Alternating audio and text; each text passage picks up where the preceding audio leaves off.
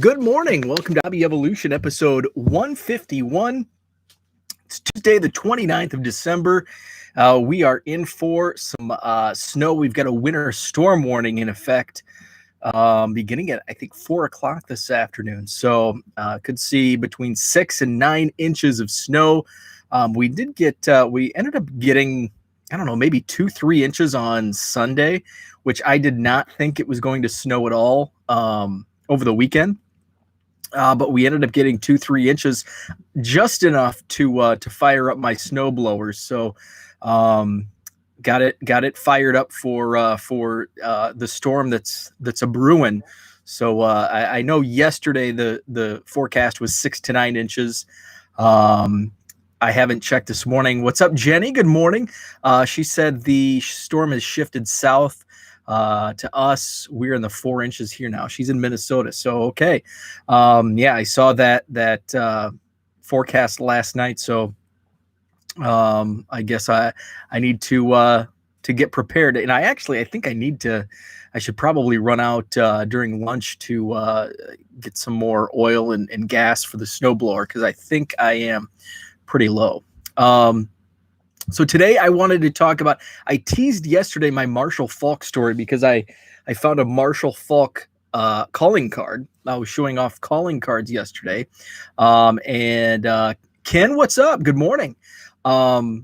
Zach said that I had not told my Marshall Faulk story, and I think I tweeted it at some point, possibly blogged about it. I know I did blog about a couple of my broadcasting stories, including a story about getting an exclusive interview with Steven Jackson his rookie year with the Rams.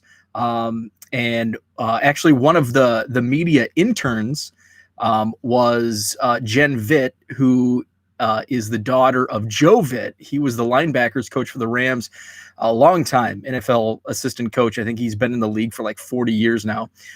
Jen is now married to Adam Gase, former head coach. I don't think he's the coach anymore of the Jets, but so I did blog about that story at 1millioncubs.com. But my Marshall Faulk story. So I'm going to share some other things because some other stuff came up on Twitter last night about my broadcasting days. So I'll share a couple stories about my time with the Rams and a broadcasting story as well. So I lived and worked in radio in Macomb, Illinois, home of Western Illinois University. They hosted the St. Louis Rams training camp in the summer from like 1995 through 2004, summer of 2004. I was only there for 2 years of it. So must have been 03 and 04 when I was working there. So what is really cool is I grew up about an hour and a half, hour 45 minutes from Macomb. And I would always, my family would take me up to Platteville, Wisconsin to see the Bears in training camp in the early 90s. And then the Rams came to Macomb. My next door neighbor was actually a huge Los Angeles Rams fan going back to the 60s and 70s. And he would always jokingly give me like Rams swag. He would go to like Rams Bears games and he'd always bring me back a t-shirt or an LA Rams pennant. So it was kind of a joke. And then the Rams moved to St. Louis, got a little closer. We started going to Rams training camp in Macomb. I was probably in 7th grade when that started in 94, 95, maybe 8th grade. So I kind of became a Rams fan, and there was a time or two that I wanted to go to Western Illinois for college so I could work for the Rams, and that just kind of dissipated through high school. But I ended up, I went to junior college for 2 years, got my associate's degree, actually 3 years, got my associate's degree, and the whole time that I was in junior college, I had flipped back and forth between wanting to go to Western Illinois or Illinois State University. And most of my friends were going to ISU. I was spending more time partying at Illinois State than I was, being home and going to my own school. And then it was kind of a last minute decision. Actually, it was a few months before, it was a couple months before I got my associate's degree. The radio station I was working at while going to junior college closed, or didn't close, but was sold. And we were all basically let go and asked to, resubmit applications to apply to work at the radio stations. They were going to be housed under, a different roof in a different town. I was on my way out anyway. It was just kind of, 2 months quicker. So I did not reapply. My boss had a lead at the radio station in Macomb. So if I went to school at WIU, I had, an instant job. So it actually was a full-time job, and I did 2 or 3 interviews and was actually hired on as I was still going to school, finishing up my degree. I would drive down, like, I don't know, 2 days a week, 3 days a week. And I was basically working, I think, Monday, Wednesday, Friday, because I only had Tuesday, Thursday class. So I would drive down and back, and then I had friends that were going to school down there, so I would stay with them. So that's how I spent like the last 2 months of my junior college. So I that summer moved in, was there full time then, and the Rams were in town, and I was the assistant sports director and basically tasked with going out to Rams training camp every morning, every afternoon, getting sound bites, interviewing players and coaches, filing away stories, getting clips from Coach Mike Martz, and doing all that. And it was awesome. So the one story, the news director said, "Hey, we can eat lunch in the dorm with the team. There's a media area." So and it was like you were like with the team, like the media was with the team. It was really cool. And one day I'm in line for food, and I'm right behind a tall dude, and he turns around and tells me the Salisbury steak is really good. And the tall dude was Kurt Warner. So he super awesome, nice guy.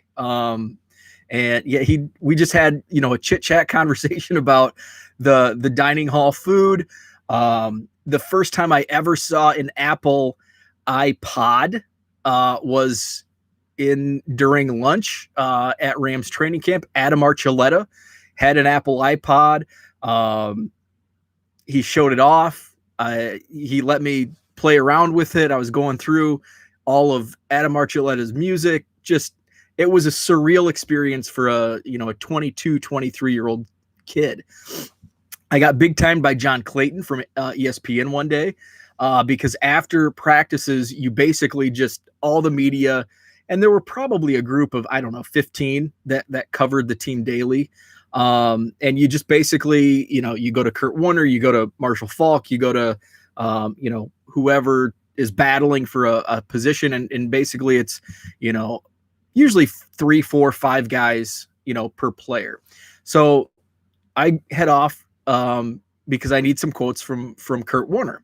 And it's only John Clayton that's talking to him. And I just kind of go up and John Clayton just like stops, looks at me, and said, he said it politely, but it was still stern.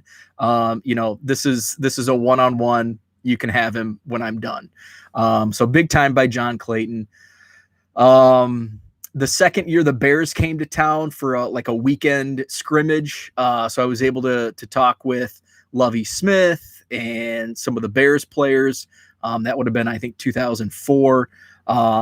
Just an awesome time. So my Marshall Faulk story, the Rams would go out, and Macomb is in the middle of nowhere. So like Macomb is a very small city, 20,000, and that includes the students. So the actual town of Macomb is probably 10,000 residents plus 10,000 students. So it's really quiet, especially in the summer months. And we're talking like, for shopping, it's Walmart and Kmart. I don't know if Kmart's still there, but that's kind of what we're talking. A small town with Walmarts and fast food joints. So there wasn't much to do, and the closest cities, Peoria was an hour and 20 minutes away. The Quad Cities, hour and 20 minutes away. Springfield and everything was like an hour and a half away. So basically, you were stuck in Macomb if you were, on the Rams. Some of the guys would venture out to like Peoria, but by the time they're done with film and stuff, they don't have time to drive that hour and a half, and then they're going to have to drive back an hour and a half, and it just didn't make sense. So they would hit up the local bars, the college bars, and one of my favorite night spots was the sports bar. It was called Parkside at the time. It was next to a park, so Parkside Sports Bar. I walk in, sit down at the bar, take a stool, order a drink. And guy sitting next to me turns his bar stool around, just kind of looks at me. And at first it was like, initial reaction was like, oh shoot, I took somebody's bar stool. So immediately I'm like, oh, I'm sorry, is somebody sitting here? And he's just like, nah. And then all of a sudden it dawned on me, you're Marshall Faulk. And that's exactly what I said. I go, oh my God, you're Marshall Faulk. And he realized who he was. He knew he was Marshall Faulk, and he just kind of nodded, turned right back around. And that was my conversation with Marshall Faulk. He said, nah and yeah, and turned his bar stool back the other way. And that was the extent of my Marshall Faulk interaction. So that's my Marshall Faulk story. So it was a lot of fun. With the Rams. My neighbor, when I first moved to Macomb, I lived in, and they were actually new. I think I was only the second person to live in the apartment. It was a basement there were two apartments in the basement of this new apartment complex. And upstairs was actually like the office. So it was like the model. So it was, I had like a week to find a spot. So it was basically a temporary apartment for me to where I could sign a lease for the fall. So my basement apartment, I had, just a 1-bedroom in the basement. There was one other apartment, and a guy by the name of Russ Mickna was my neighbor. He was the quarterback at WIU, set a bunch of records. And he actually was signed by the Rams. So he was in training camp. And so I, was able to interview Russ, just kind of talk, give it that local spin, since everybody in town for the radio station I was working for knew Russ from his days as the Western Illinois quarterback. He was cut and actually had a really good career in both the CFL and the Arena Football League. And what's really cool is kind of coming full circle. I worked in radio for another, 8 years with the company I was with. I went back to work at Western Illinois, worked in the athletics department, and was the MC for the Hall of Fame induction ceremony when Russ was inducted into the Western Illinois Athletics Hall of Fame. So it was super, super cool to see Russ. He was, and I think still is, in San Diego. So we got to catch up. I was able to introduce him for the Hall of Fame, and like my career came full circle. Like here I am, a young 21-year-old punk. He's my neighbor. We partied a few times. Then he gets signed by the Rams for training camp, following his career in that capacity. And then, fast forward 10 years, here I am introducing him as a Hall of Famer at Western Illinois. Super special moment. Really cool. And that is how I kind of want to end this story is this week. The last couple days would have been at Western in their arena would have been a high school basketball tournament, the Macomb Western Holiday Tournament. There's a young kid by the name of Justice Keene. Keep an eye out for him. He is super talented, and he's only a freshman in high school. And this kid is super talented. His dad is the girls basketball coach at Macomb High School. So I've known Justice since he was just a baby. And here he is broadcasting games. He created his own high school sports network. He's doing these interviews with all these, coaches and media guys. And so he's been doing these interviews surrounding the holiday tournament. Since there is no holiday tournament, he's talking with all these guys that have coached and called games. And it just brought back a flood of memories. And I tweeted this on my personal account last night that I listened to a few of these interviews, and at first I was disappointed because I couldn't remember games. Justice was asking who's the best player you've seen in the holiday tournament, or what's the best game. And as he's asking these questions, I'm thinking to myself, I can't remember. I had to Google the tournament website and look up. I covered the tournament from 2003 into 2013, off and on. And I'm looking back, and it's like, then all of a sudden, once I see it, I remembered it. But off the top of my head, initially, I couldn't remember any games. I couldn't remember players, but I remembered the people. I remembered the food in the hospitality room, and that's what I remembered the most, was going up between games or during the sessions, and always finding a friend. I mean, we were all friends, media, coaches, parents, volunteers.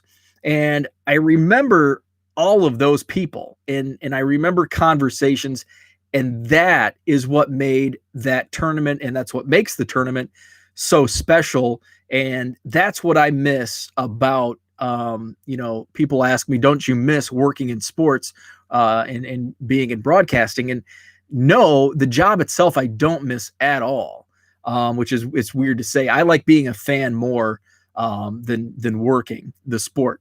But it's the relationships that developed through my career in broadcasting. That's what made it such a fun job. And it really wasn't a job to me. And in fact, my hobby was just kind of an extension of my job. I worked nights covering games on my own and going to games, and just because I enjoyed it, and that was my hobby. So that came to mind. So when I told Zach yesterday that I would share my Marshall Faulk story, it was kind of a short story and didn't have much oomph to it. So I wanted to share some other stories from that time, and especially when Justice was sharing those interviews that he conducted, really brought back a flood of memories from that time working in broadcasting. So I've rambled on. So I need to catch up with the chat here. Jenny says, you enjoying nice weather this morning? We were just talking the 6 inches of snow coming. I'm at -3. I actually opened my back door this morning before coming downstairs. The sky is really pretty this morning. It's pink. And there's a saying, and I'm going to tweet this out because I took a picture of the sky and it was really cold. So that's where I was going with that. So it's super cold. I don't know the exact temperature, but it did kind of take my breath away when the door opened. But there's a saying, I remember red sky at night, sailor's delight. And actually one of my broadcast partners would always say that driving to a game, if the sky was pink, he would say that. But I think red sky in the morning, sailor's warning or something. So I'm going to find that, tweet it out with a picture, because we do have a big storm coming. So he's right in that sense. The Rams were in St. Louis from, I think, 95 through a few years ago, like 2015 maybe. So they were only there for 10 years. We want some snow. It's just raining and blah. Thanks, Zach. Ken, Uncle Bo. The funny thing is, Uncle Bo, has been my nickname as long as I can remember, because I have older brothers and sisters, like 19 and 20 years older. My sister has her oldest son, Mike, is my age. He's like 6 weeks younger than me, so I'm older by 6 weeks, and I'm Uncle Bo. I'm actually great Uncle Bo several times as well, because several of my nieces and nephews have children of their own now. So Mike went to school with me and for a few years, and so that was, we were in the same class, and so Uncle Bo was my nickname. It's a term of endearment for me. You're in a class with Uncle Rich. Wow, that is like the highest praise I've ever received, to be in the same class with Rich Klein. That is, wow. I'm kind of taken aback by that. I appreciate that. Thank you so much. I don't deserve that.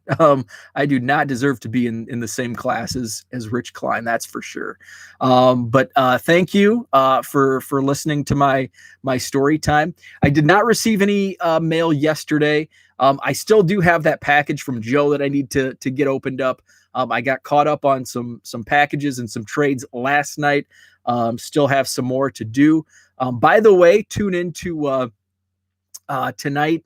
Herman and Brad, Texas Car Dude, are going to be doing their show. I checked in last night and it said 23 hours until the start. So I checked with Herman and he said, yeah, we're going to do it tomorrow night. So that's on tonight on 3B Collection, I think is where you can find him on YouTube. So that's it for today. I appreciate it. Thank you so much, and have a great, where are we at now? Is it Tuesday? Have a great Tuesday.